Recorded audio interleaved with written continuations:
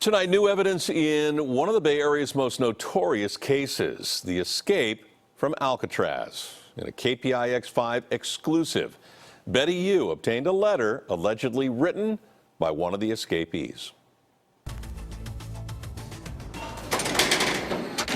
It is one of America's greatest mysteries. What happened to three men after they pulled off the most daring prison break in 1962? Only the worst criminals were sent to Alcatraz, and for 29 years, it was the most secure federal prison in the country, surrounded by the cold, rough waters of the Pacific. But brothers John and Clarence Anglin and Frank Morris disappeared into the night and have never been found. A letter allegedly written by one of the escapees recently came to light. KPIX 5 exclusively obtained it from a source. My name is John Anglin. I escaped from Alcatraz in June 1962 with my brother Clarence and Frank Morris.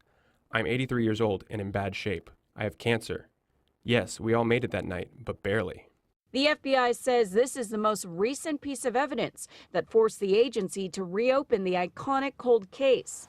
The letter was sent to the San Francisco Police Department's Richmond station in 2013. It's interesting. I mean, it's obviously a very famous case here in San Francisco. KPIX 5 security expert Jeff Harp spent 21 years with the FBI, but did not work directly on this case. As a law enforcement person, I'd like to think that their escape attempt was not fruitful for them. Personally, as someone who swims in the Bay, and we have a triathlon that goes on every year, and there's not a single person that doesn't make that swim. This past summer, I got an exclusive tour of some never-before-seen parts of Alcatraz. After months of meticulous planning, on the night of June 11, 1962, the trio of bank robbers squeezed through the vents in the back of their cells. They literally drill small holes around the existing vent and then push that concrete in. The next morning, guards found these dummy heads made of plaster, paper mache, paint, and real human hair in their cells. According to the letter, Frank died in 2008 and John's brother died 3 years later. The writer makes a deal. If you announce on TV that I will be promised to first go to jail for no more than a year and get medical attention, I will write back to let you know exactly where I am. This is no joke.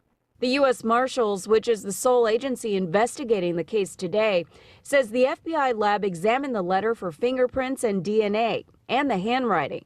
These are copies of John Anglin's handwriting from a letter and an inmate request he wrote in 1960. The FBI's results for this letter were inconclusive. So that means yes, it means no. This leaves everything in limbo. The writer of the letter says that he spent many years after the escape from Alcatraz living in Seattle. He also mentions that he spent 8 years in North Dakota and currently lives in Southern California. In a statement to KPIX 5, the U.S. Marshals Service writes, there is absolutely no reason to believe that any of them would have changed their lifestyle and became completely law-abiding citizens after this escape. The Federal Bureau of Prisons say that they drowned once they got off of Alcatraz, and their bodies were swept out to the Pacific Ocean. End of story. If the men are alive today, Frank Morris would be 90 years old, and John and Clarence Anglin would be 86 and 87. I didn't believe that they made it, but that was because of what the officers were saying. Jolene Babyak was 15 years old and living on the island with her family when the men broke free.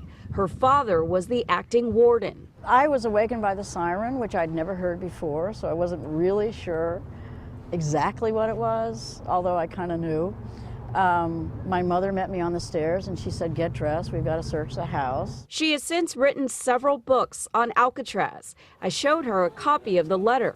No evidence, lots of allegations, no real evidence, nothing you can follow up on. They're getting up there in age, so someone knows, because if they made it out, they communicated with somebody. So somebody somewhere knows that's still alive. In San Francisco, Betty Yu, KPIX 5.